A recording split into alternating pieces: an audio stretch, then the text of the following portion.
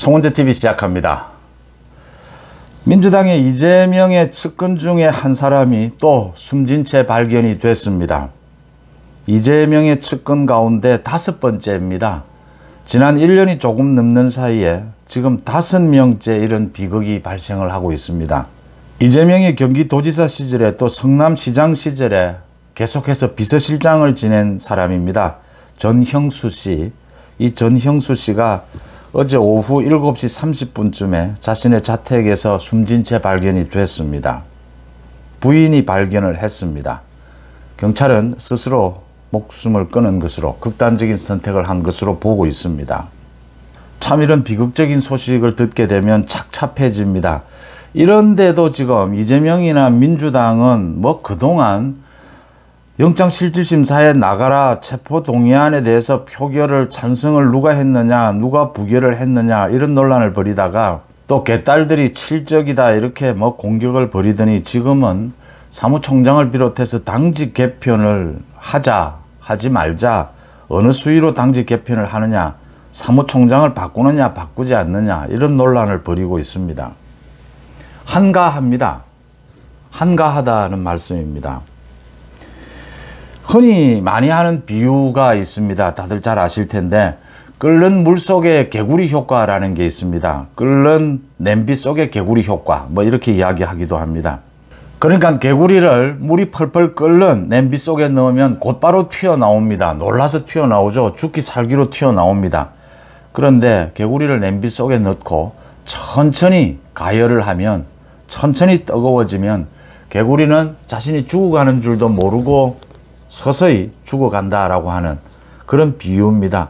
실제 실험을 하니까 그렇게 안 되는 경우도 있다 이렇게 이야기도 하는데 어쨌든 개인이나 조직이 자신에게 닥친 위기 이것을 느끼지 못하고 어떻게 헤쳐나가야 될지를 모르고 서서히 죽어가는 그런 경우를 빗대서 끓는 물 속의 개구리 효과, 끓는 냄비 속의 개구리 효과. 이재명과 민주당을 보고 있으면 그런 생각이 듭니다. 이런 비극이 언제까지 계속 되풀이되어야 하느냐라는 겁니다. 전형수 씨입니다. 고 전형수 씨.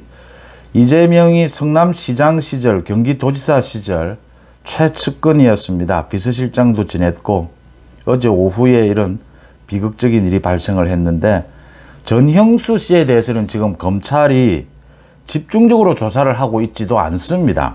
이재명의 각종 비리와 관련해서는 이재명이 소위 정진상이나 김용, 이화영 이런 측근들을 통해서 주로 각종 비리 혐의를 저질렀기 때문에 이 전형수 씨는 집중적인 검찰의 조사를 받지는 않았습니다.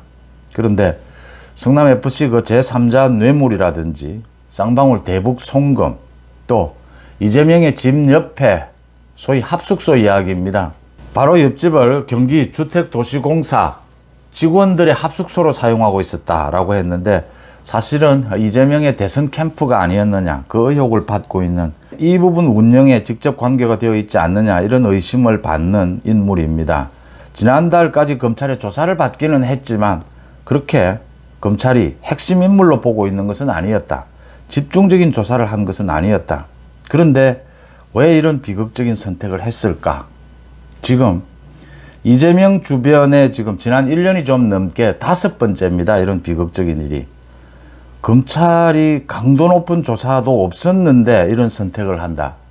아직까지 알려지지 않는 이재명 비리 혐의에 관련해서 많은 내용들이 숨어 있을 것이다.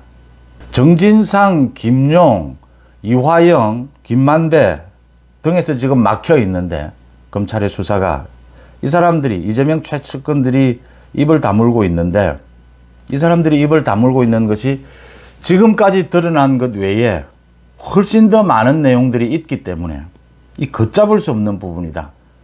유동규가 계속해서 법정에서 또 유튜브를 하면서 각종 언론에 많은 것을 폭로를 하고 있지만 아직도 유동규도 모르는 엄청난 많은 내용들이 있을 것이다 라는 게 짐작이 되는 대목들입니다.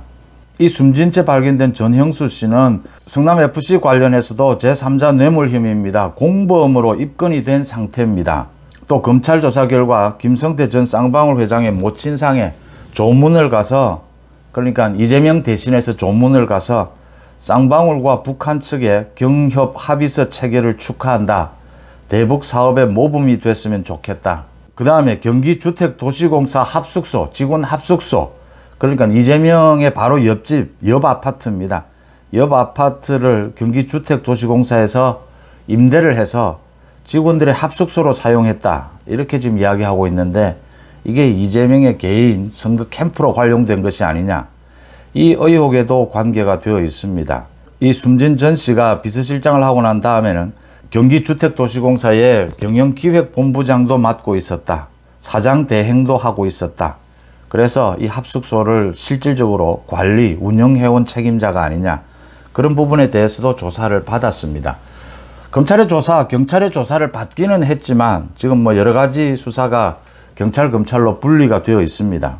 이런 조사를 받기는 했지만 또 성남FC 관련해서 공범으로 지금 기소가 되어 있는 상태이긴 하지만 그렇게 핵심적으로 그렇게 강도 높은 조사는 이루어지지 않았는데 이런 비극적인 선택을 했다. 왜 그랬을까? 또 더 숨기고자 하는 것들, 아직 드러나지 않은 것들이 많이 있는 게 아니냐 이런 추측을 가능하게 합니다.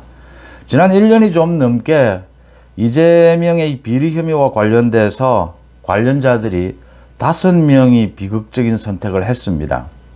지난 2021년 12월에 유한기 전 성남도시개발공사 개발사업본부장입니다. 또 그 10여일 뒤에, 그러니까 지난 2021년 12월 21일입니다.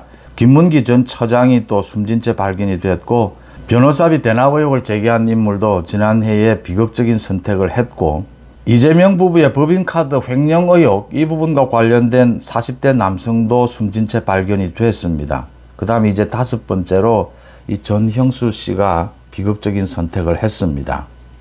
지금 상황이 이렇게 되어 가는데도 민주당 내에서는 개딸들이 칠적이다라고 해서 공격을 하고 친명, 비명, 반란표가 누구냐 이렇게 공격을 하더니 이제는 또 개딸들이 전 169명 의원들에게 단일 대오라고 글을 쓴 떡을 돌리기도 하고 이재명 들어 영장실질심사는 받아야 한다라고 했다가 체포동의안, 2차 체포동의안이 넘어오면 이제는 표결을 보이콧해야 된다. 누가 반란표를 던질지 믿을 수 없으니까 아예 표결을 보이콧하자. 또 뭐 개딸들을 대상으로 해서 재신임을 묻자. 권리당원들을 대상으로 해서 재신임을 묻자. 뭐 이런 이야기, 현실적으로 실효성도 없는 이야기, 이런 꼼수들을 남발을 하더니 이제는 당직 개편을 가지고 옥신각신하고 있습니다. 당직을 뭐 어느 선에서 개편을 할 것이냐. 이재명이 개혁하는 모습을 보여야 한다. 또 뭐 어떤 형태로든지 타협해야 한다. 지금 이재명의 사법 리스크가 장기화된다. 이런 걸 뭐 서로가 알고 있는 겁니다. 이재명도 버티기에 들어간 것이고 소위 반명, 비명계에서도 뭐 어쩔 수 없는 것이 아니냐. 이제 이재명의 비리 혐의, 그 다음 위기감 이런 것이 일상화된 것입니다. 그래서 제가 끓는 물 속의 개구리 효과, 끓는 냄비 속의 개구리 효과 이 말씀을 드렸습니다.